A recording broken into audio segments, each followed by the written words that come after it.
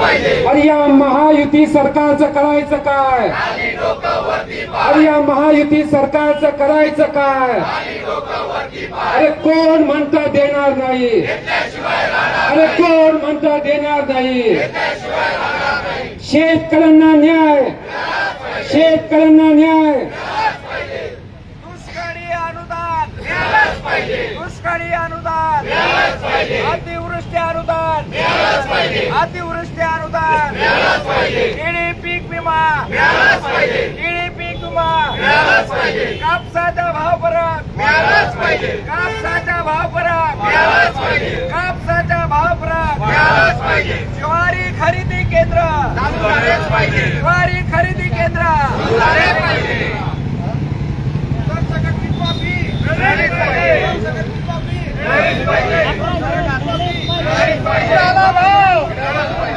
केळी पीक विमा धारकांना न्याय, केळी पीक विमा धारकांना न्याय, कापूस उत्पादक शेतकऱ्यांना न्याय, तूर उत्पादक शेतकऱ्यांना न्याय.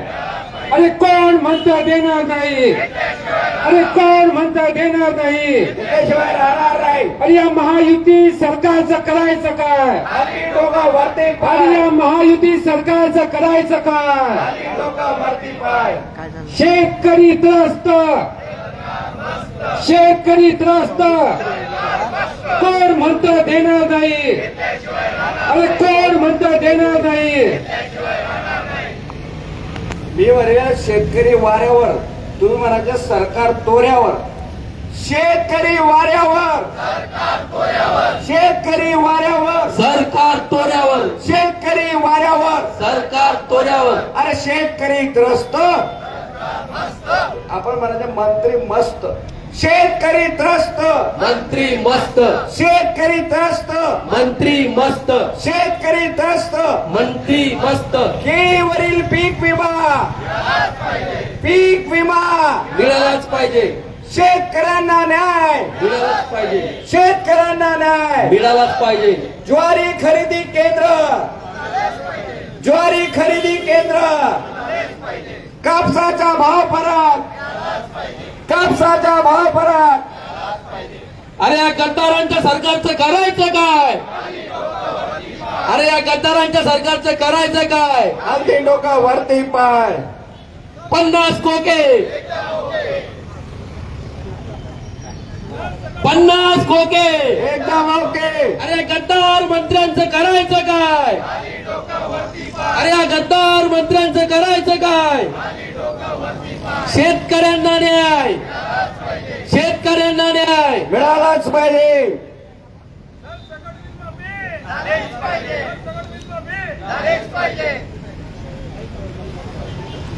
प्रोत्साहन अनुदान मिळालंच पाहिजे, प्रोत्साहन अनुदान मिळालंच पाहिजे. सरसकट कर्जमाफी झालीच पाहिजे, सरसकट कर्जमाफी झालीच पाहिजे. वाढीव वीज बिल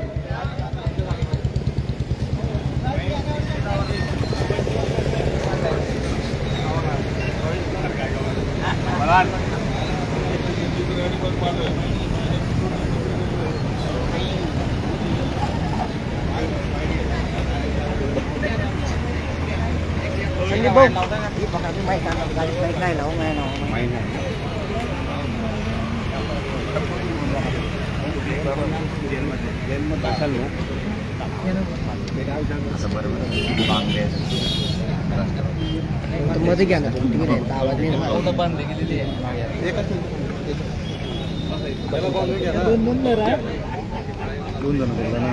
या अण्णासाहेब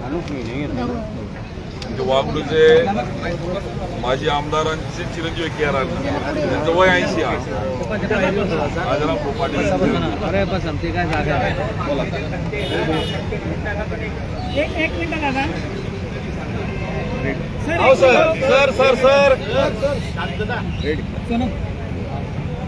दादा आज या ठिकाणी महाविकास आघाडीच्या वतीने शेतकऱ्यांच्या प्रश्नांसाठी आंदोलन करण्यात येते. एकीकडे अधिवेशन सुरू आहे, नेमक्या काय मागण्या आहेत, काय सांगाल?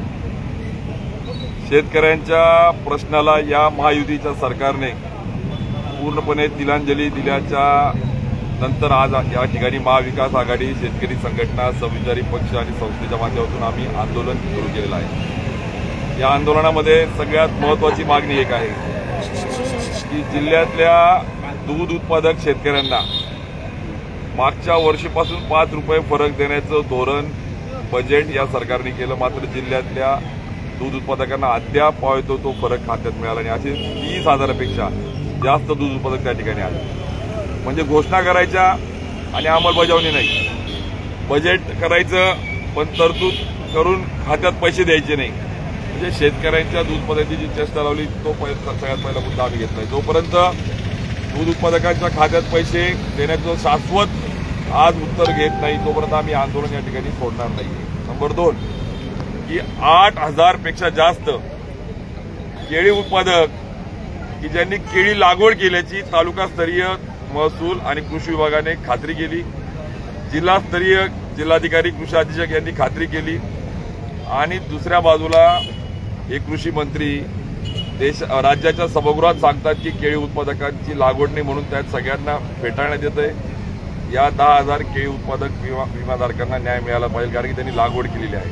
म्हणजे सरकार शेतकऱ्यांचं आहे का हे इंग्रजांच्या पोटचं यांचे DNA तपासण्याची वेळ आली. आज परिस्थिती आज त्या ठिकाणी आहे. नंबर 3 की ज्वारी उत्पादक एका बाजूला हे भाजपाचं सरकार म्हणतं की आंतरराष्ट्रीय तृणधान्य वर्ष साजरं करा आणि शेतकऱ्यांनी ज्वारी लागवड केली आणि हे लबाडांचं हे भाजपाचं सरकार त्या ज्वारी उत्पादकांच्या ज्वारी खरेदी करायला तयार नाही. एका बाजूला MSP घोषणा करायच्या, शेतकऱ्यांना फक्त या सगळ्या घोषणांमध्ये ठेवायचं, पण प्रत्यक्षात जिल्ह्यातली ज्वारी खरेदी केंद्र सुरू झाली नाही.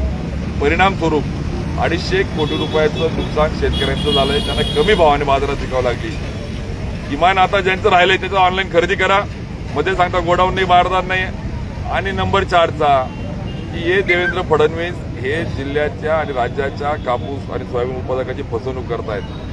या जळगावमध्ये ज्या वेळेस लोकसभेचा फॉर्म भरला त्या भाषणामध्ये असेल, भुसावळ पाचोऱ्याच्या सभेमध्ये असेल, यांनी सांगितलं की आम्ही कापूस उत्पादकांना न्याय देऊ, परंतु घोषणा केली मात्र त्याचा अजून GR नाही. मग कधी देणार खात्यामध्ये? अजून वेळेवर अटी शर्ती लावणार.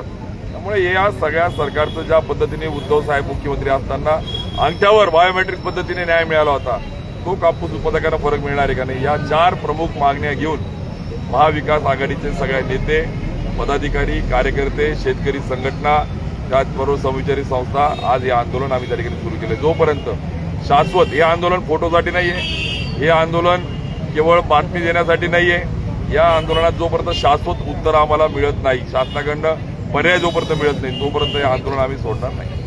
जिल्ह्यात 3 मंत्री शेतकऱ्यांचे तुम्ही आता जे प्रश्न सांगितले हे खूप गंभीर वाटतायत. मंत्री महोदय कुठेतरी कमी पडतायत का?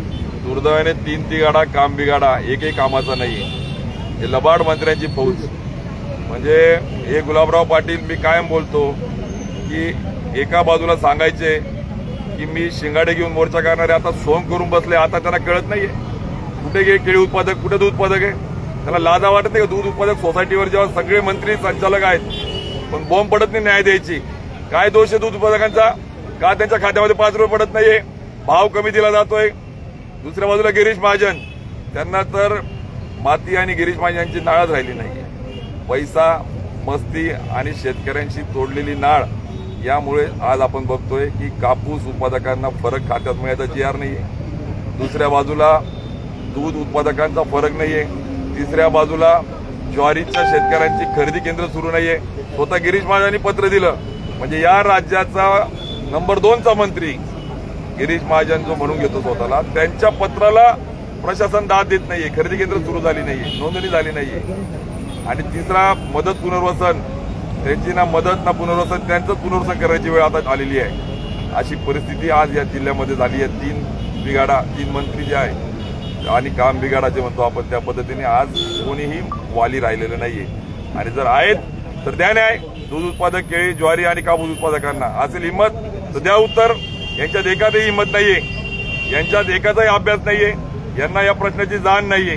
त्यामुळे आज महाविकास आघाडी आमचे सर्व शरदचंद्रजी पवार पक्षाचे नेते, पदाधिकारी, कार्यकर्ते, राष्ट्रीय काँग्रेसचे नेते, कार्यकर्ते, शिवसेना उद्धव बाळासाहेब ठाकरेंच्या विचाराचा पक्षाचे कार्यकर्ते, पदाधिकारी, शेतकरी संघटनेचे पदाधिकारी, कार्यकर्ते, या सगळ्यांच्या माध्यमातून या शेतकऱ्यांच्या प्रश्नाला केवळ या ठिकाणी फोटो आणि बातमीपुरतं आंदोलन न करता शाश्वत प्रश्नावर आम्ही आंदोलन आज सुरू केलेलं आहे.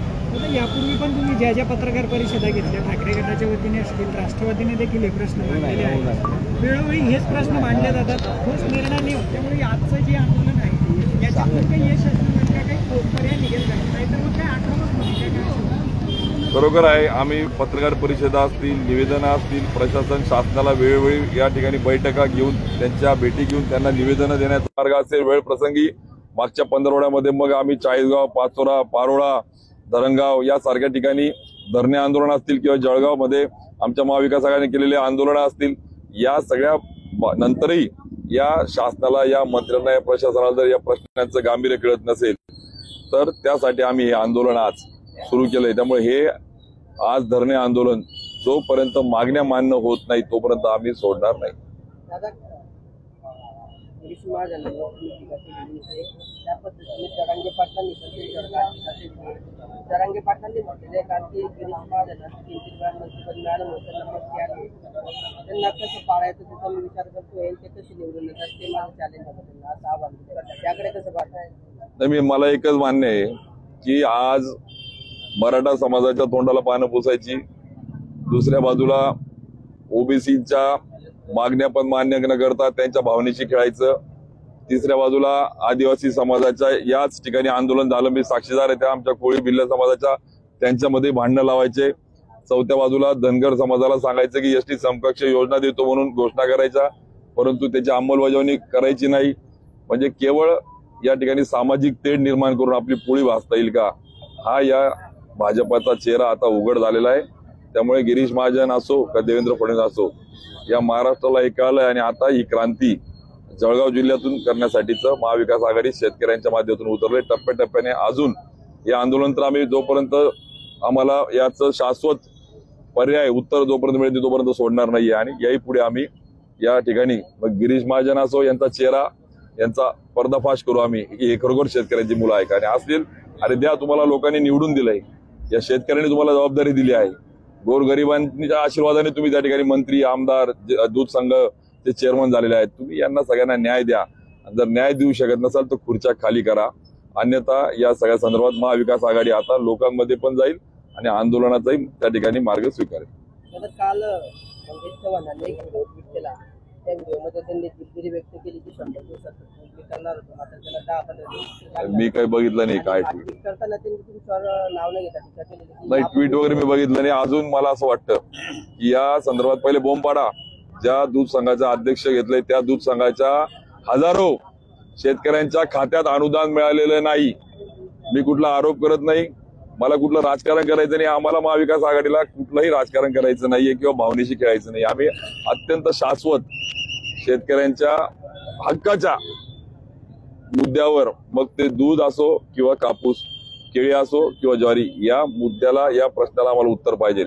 आम्ही राजकारण करण्यासाठी नाही तर त्या प्रश्नाला न्याय मिळण्यासाठी बसलो. त्यामुळे त्याला उत्तर द्या, ती बोंब पाडा.